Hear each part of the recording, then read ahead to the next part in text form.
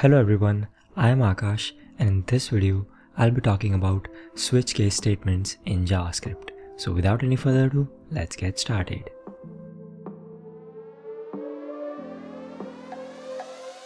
Switch statements contain small code blocks which are known as case, and each case has their unique value based on which you can call those case and execute that particular block. So you can say that you can switch to a particular case based on the value that you provide, and that particular case will be executed. So now let's see how you can write a switch statement in JavaScript. So here first off, I'll have a variable named x and I'll give it the value of 1. Now write a switch keyword, round brackets. Now here I'm going to write some cases. So let's say I have case 1, I'll write colon, and inside of this I'll just console log that this is case 1. Alright, so this is the block of statement. So how you can execute this case 1 is you have to pass the value of this case here. So here already I have this variable created, so I'll just pass this variable here, and the value of this variable is 1, so it is going to execute this case 1. So as you can see here in the output window, it is showing the console log of case 1. So now let's have one more case, and I'll have the value for this case as 2, and I'll pass this 2 here, and I'll change this to 2 as well. So as you can see here that it's now showing case 2. So it is not executing this case, but it is executing this one. But there is a little problem in this code. Let me show you what it is. So if I change this to 1, and now let's see the output. As you can see, I had the x value changed to 1, so just the first case should be executed, but this second case is also getting executed, and that is because we don't have a break statement here. Now break statement, if you remember in the last video we talked about it, and we use it in the loops to break a loop. So here we are going to use that break statement to break out of a case, break out of this switch block, and just execute the case that we specified.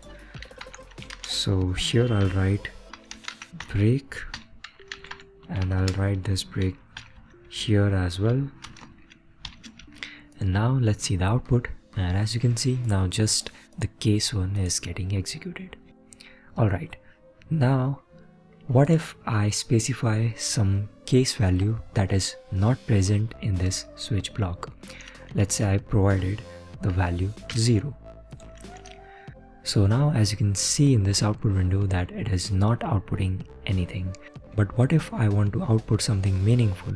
Because outputting nothing doesn't really tell us much. So for that as well we have something here, and that is the default block. So these are the case blocks, but there is one more block, that is the default block. And let's write the console log here. Now let's refresh, and as you can see here in this output, it is now outputting this default block. We also have to write the break statement here, because if we don't write it at the end and if we write it at the beginning, then yes, we want this break statement, otherwise you already know it is going to output everything that is after this block. So yeah, we need to add this break here. It doesn't matter where you put this block, but it is important that you have this block inside of this switch block. So this is how this default block works. So this is the switch statement in JavaScript. So one more thing that I want you to take note of, and that is this switch value that you provide in this switch block to compare it with the case values is strictly checked. And what I mean by that is the type and the value that you provide should match with these case values. So let me show you that. I'll change this to 1 again. Let's see the output. We have case 1 as the output. Now I'm going to change this from number to a string. Now as you can see, the value is same, that is it's 1, but the type of the value is different here. That is, this is a string and this is of a number type. So as you can see in the output, it is just outputting the default block, that is the wrong choice. So this is something that you need to take care of, that whatever you provide for the comparison, whatever value it is, the type and the value both should match with the case values. Alright, so that's how you write switch statements in JavaScript. So yeah, I guess that's it for this video, and I will see you in the next one.